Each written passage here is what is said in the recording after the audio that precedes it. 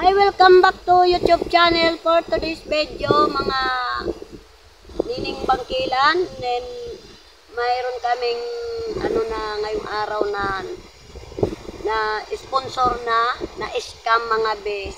Ayan, anak ko ang magsalita mga be. Ayan mga be, paliwanag ko po sa nangyari sa amin nga ma, dahil pinasa po kami mga be ng sponsor namin na po mga be, January po mga be, ang po sa amin na nag-message po siya doon sa vlog namin ni mama na kung saan daw po namin ipili i-message si mama, ay i-message sa sa FB ni mama. Binigay rin namin yung namin sa Facebook ko ni mama, doon siya nag-message. Tapos mga be, pangako niya sa amin natulungan niya daw kami mga be, sa kami ni mama, tulungan niya daw po kami na bilhan niya daw po kami mga be ng pigirihan, baboy po, 4 na piraso, palagay niya daw po si mama ng baboy. Kaya kami mga be, siyempre sponsor, nag-ano naman kami, siyempre masaya kami na ganun nga nangyari. Tapos sabi niya mga be, groceryhan niya daw po kami ng halagang 10,000 na grocery. Tapos bigas po, 2 kaban. Tapos yung mga kapatid ko po mga be, sabi niya na mga kapatid ko na malaki na bigyan niya daw po ng trabaho doon sa Kalasagin. Dami siyang binabanggit na lupa niya mga be, sa Masin, sa Pulot, dami niya binabanggit na lupa. Kaya kami mga be, na ako rin na may trabaho sa kapitbahay namin na may tindahan. Sabi niya, mag-alis na daw ako mga be doon. Kasi doon na lang daw ako magtrabaho, magsama-sama na daw kami naman mag-vlog. 2 na daw kami. Ayan, kaya ako nagtiwala din. Siyempre, sabi ko, sige ma, mag-alis na ako sa trabahoan ko na magsama lang tayo mag-vlog. Ayan, kaya nagtiwala rin kami ni mama. Ayan, tapos sabi niya sa February 3, ipapadala ko na sa inyo yung pira para makagrocery kayo. Ayan, hanggang mabe, yung Bernis na yon, magsimula na po siya doon na magpadala. Yung sabi niya, Sabado. Tapos naghintay po kami mabe, sobrang naghintay po kami talaga ng na ganon. Sabi ko, sige po ma'am. Tapos yung pinako niya mabe sa amin sa tupad, sabi niya, kasi gimblog naman sa tupad, napangako niya rin mga be, yung mga tupad daw, magpili siya naman ng 10 nakasali sa tupad, nabigyan niya daw po ng 500 bawat isa. Kaya sabi niya, i-vlog daw po namin mga be, tapos pangako niya sa amin, pag magdating siya dito mga be, magbili daw siya ng isang banyerang isda, ipangtagtag daw po sa mga tao, para po, panoodin niya daw po kami mga be, kung paano daw kami mag-vlog ni mama. Kaya, sobrang tiwala namin mga be, siyempre, ganun nga nangyari. Ayun pala mga be, pagdating ng February 3, sobrang hintay-hintay po namin mga be na magpadala siya ng pira. Tapos dami siyang inaano na yung Sabado sana mga be, sabi niya padala daw siya ng pira. Tapos sabi niya diyan daw sa parahan po siya kunin. Naghintay kami be ng mga hapon, wala rin mga be. Tapos hanggang kahapon, yung Linggo, nagbihis na po mga be yung kapatid ko na may anak. Kasi sabi niya mga be, yung araw ng Linggo ng hapon, sabi niya kung hapon namin ipapadala yung pira, alas 5 sa sekretary ko, bukas lang Lunes kay Clemen. Tapos sabi niya mag-Jollibee daw kami mga be, ng mga kapatid, pati mga apo daw po ni mama, mag-Jollibee kami. Siyempre, sobrang tuwa-tuwa namin magpasok ng Jollibee mga be. Ayan, sobrang excited ng mga kapatid ko. Alam niyo mga be, yung kapatid ko na may anak, sobrang alungkot ko po mga be na nakabihis na po sila yung araw ng Linggo na yun mga be. Hindi ko lang po mga be na nakabihis na po sila. Tapos sabi ko sa kapatid ko, hindi na po tayo matuloy Jollibee, bukas lang daw, sabi ko Lunes, bukas lang daw Lunes mag Jollibee. Tapos yun mga be, sabi ng kapatid ko, sige ma, magbihis lang kami ulit kung di matuloy pala mag Jollibee. Sabi ko bukas daw Lunes, papadala daw po yung pira umaga. Tapos yun mga be, Linggo mga be, na siya, ay Lunes ng umaga mga be.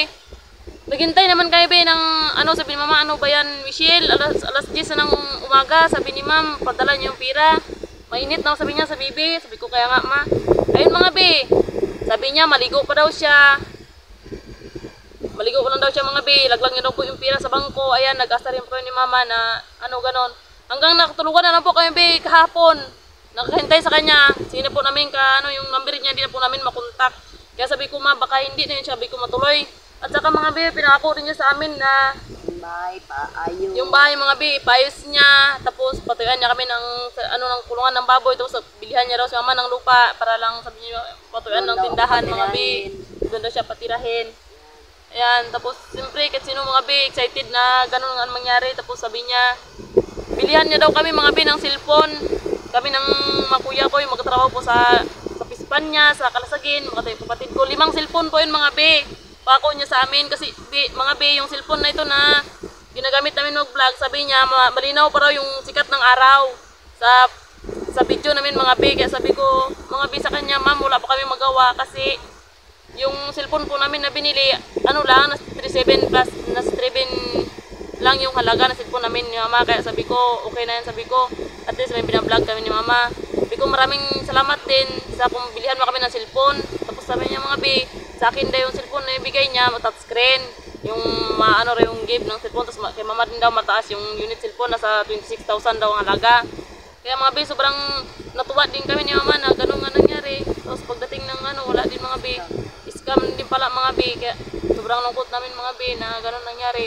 Sana kahit ganito lang kami, isang kahit isang tuwa lang mga be, hindi niya sana kami pinagluloko mga be, hindi niya kami pinasa.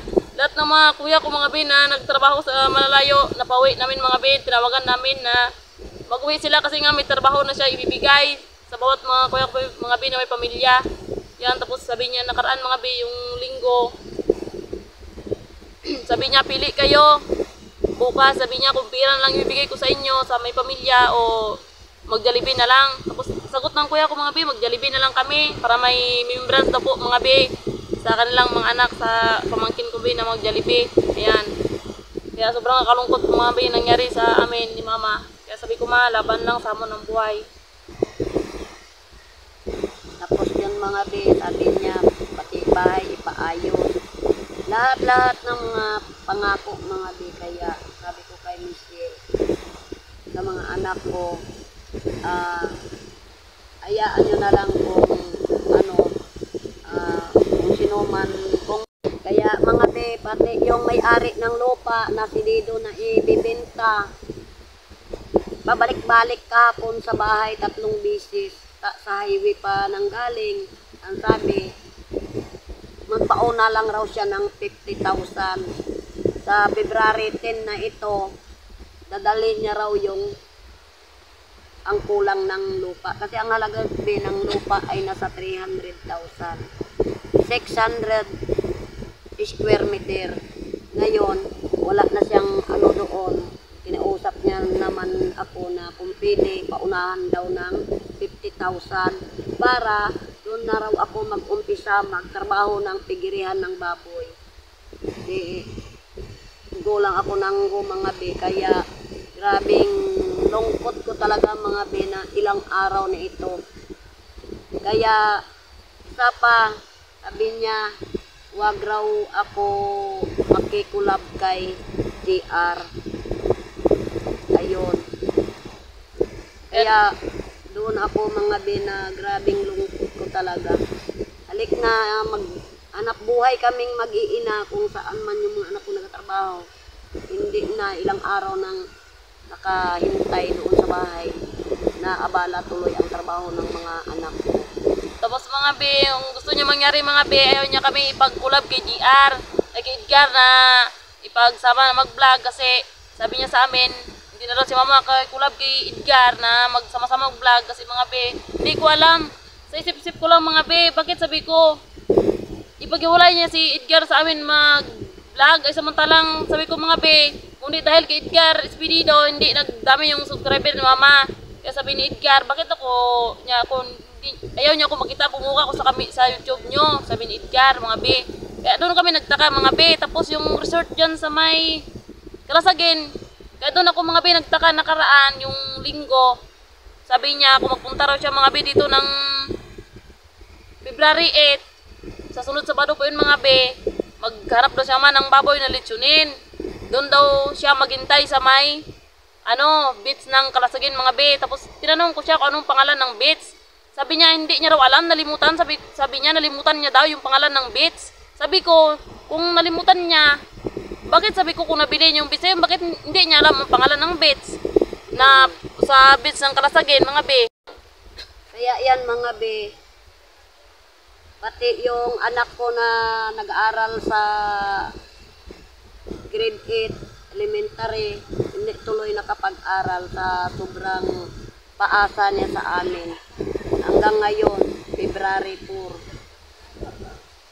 Ano namin mga be, kaya natigil yung mga anak ko mga be sa pag-aral dahil siyempre walang bigas, walang pirang ipamasahe.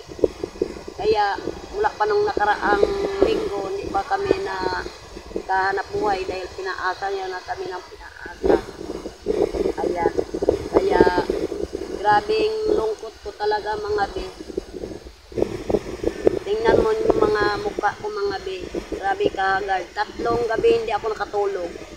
Saka iisip. Grabe yung mga be, yung pinasa niya sa amin. Pati ako nawalan mga be ng trabaho sa bahay namin. Kaya ano nangyari, mga kapatid ko, kuya ko, wala ng trabaho mga be. Sana kung sino man siya, dapat hindi niya ginawa sa amin. Kahit ganito lang kami ng mama, kahit isang tuka lang. Dapat hindi ginawa sa amin. Mahirap na kami. Tapos ganun pa mangyari sa amin. Na dapat hindi ginawa sa amin mga be na ganun. Kaya sobrang lungkot namin yama ngayon na pinasa niya kami ng ilang linggo mga be. Simula yung January hanggang yung February mga be. Sobrang pasa niya sa amin. Tapos mga be, kinukontak namin siya. Hindi namin siya makontak mga be. Tapos ang sabi niya, bilihan niya kami ng bilihan niya kami ng solar na malaki. Na doon na kami mag-charge ng cellphone. Lahat mga pinangako niya sa amin. Magpatayo ng tindahan. Patayo ng tindahan. 50,000. Grabe mga be. Hindi namin na na gano'n mangyari. Kaya mga be, please, kung sino ka man, huwag mo na kaming iguloy. Kahit ganito lang ang pamumuhay namin. Kahit hirap lang kami. Huwag lang kami ipaasa. Ayan mga be, maraming salamat. Hanggang dito na lang ang aking mga pakiusap ni Michelle at ako na rin mga be. Ayan. Maraming salamat po sa inyong lahat dyan sa nanonood sa amin ngayong araw ni Michelle. And then, mga be, tingnan nyo na lang mga be dahil kung nakikita nyo yung mukha namin na papaiyak si Michelle at ako haggard na. And then, laban na nga po sa hamon ng buhay. At maraming salamat po mga be sa inyo.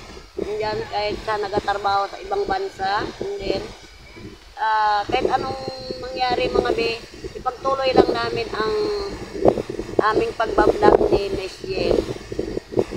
Yan, laban lang ako sa hamon ng buhay. Kaya, magandang hapon na lang po sa inyong lahat dyan sa mga supporter. Shout out na lang po kay Phyllis at kay Ate Jenna, kay Romel, and kay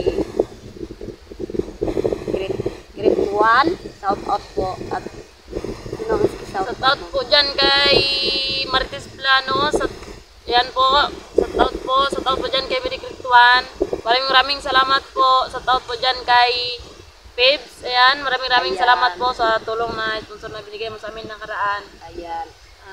Pasensya na mga be, dahil ganito lang kayo ni Ama kasi nga masyado kami nagtiwala sa sponsor po namin na scam po. Kaya pasensya na kayo mga be sa amin na ganun po nangyari sa amin.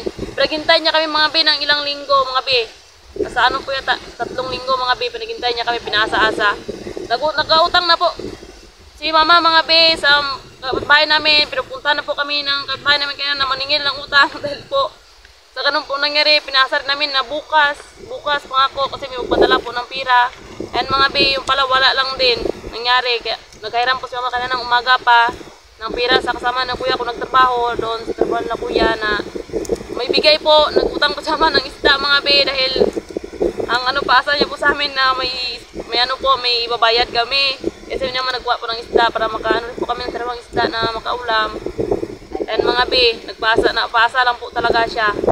And maraming salamat po mga be sa aming panonood sa aming YouTube channel. Kung bago ka pa rin sa YouTube channel, don't forget to subscribe! Bye-bye!